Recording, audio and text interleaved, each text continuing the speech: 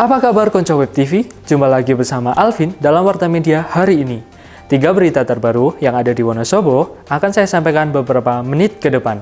Dikutip dari media cetak Wonosobo Express. Jangan lupa subscribe terlebih dahulu channel official Wonosobo Web TV.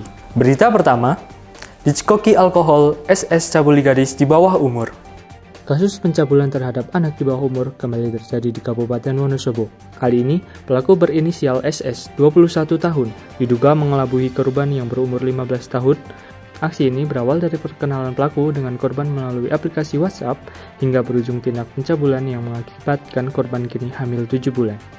Kapolres AKBP Doni Sardo Lumbantoruan mengungkapkan aksi pencabulan tersebut tak hanya sekali terjadi, melainkan dilakukan beberapa kali pada April 2023. Pelaku mencabuli korban dengan mencekoki alkohol kepada korban hingga korban tak berdaya.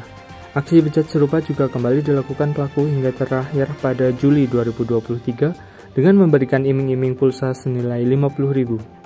Menyadari korban telah mengandung 7 bulan, keluarga korban pun melaporkan kasus pencabulan tersebut kepada Reskrim Polres Wonosobo.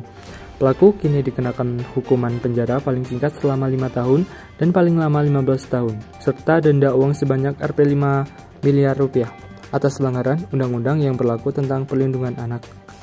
Kapolres juga menghimbau kepada masyarakat, terkhusus kepada orang tua yang memiliki anak gadis, agar intens dalam memberikan pengawasan. Berlanjut ke berita kedua, curi 57 ekor kambing, 4 tersangka diborgol. Akibat terlilit hutang, 4 maling nekat mencuri hingga 57 ekor kambing di Kabupaten Wonosobo. Seluruh hewan ternak yang berhasil disikat oleh pelaku, yakni berasal dari kandang milik warga di Kecamatan Leksono dan Kecamatan Sapuran.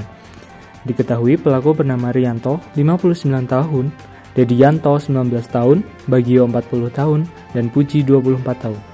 Para pelaku melakukan aksinya berbekal alat linggis, kunci ring, dan sebuah armada pickup losbak dengan bernomor polisi AA1663VF.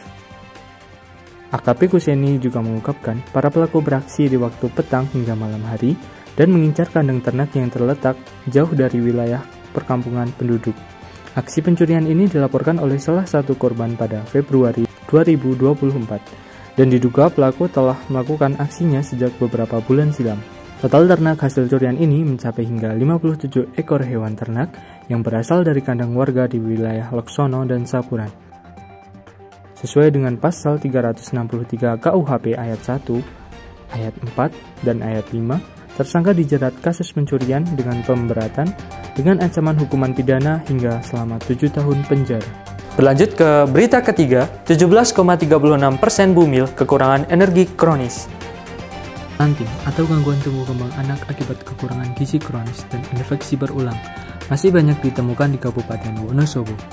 Elektronik Pencatatan dan Pelaporan Gizi Berbasis Masyarakat atau EPPGBM tahun 2023 mencatat setidaknya terdapat 17,36% ibu hamil mengalami kekurangan energi kronis dan berisiko melahirkan bayi stunting. Angka tersebut relatif alami penurunan yang signifikan dibanding tahun 2022 yang mencapai hingga 22,7%. Meskipun begitu, kondisi tersebut masih menjadi salah satu faktor masih tingginya prevalensi stunting di Kabupaten Wonosobo, karena ibu hamil tak mendapat cukup energi dalam mengandung sang buah hati. Tak hanya itu, 12,73% ibu hamil juga menderita anemia yang kemudian berimbas kepada bayi. Kurangnya pemberian makanan pendamping ASI atau MPASI sejak bayi berusia 6 bulan juga menjadi penyebab stunting pada bayi. Di Wonosobo terdapat 7,48% bayi lahir dengan bobot rendah. Keadaan tersebut turut direspon pemerintah Wonosobo dalam peringatan Hari Gizi Nasional tahun 2024 pada 29 Februari kemarin. Wakil Bupati Wonosobo Muhammad Albar mengatakan perhatian pada pentingnya pemberian MPASI yang kaya akan protein hewani perlu ditingkatkan. Ketua DPC Persagi Wonosobo, Natalia Haryanti, sarjana gizi, juga turut mengatakan bahwa penuntasan masalah gizi di Kabupaten Wonosobo sudah banyak diupayakan oleh pemerintah secara maksimal, termasuk program-program menyasar ke ibu hamil dan anak-anak yang terindikasi stunting.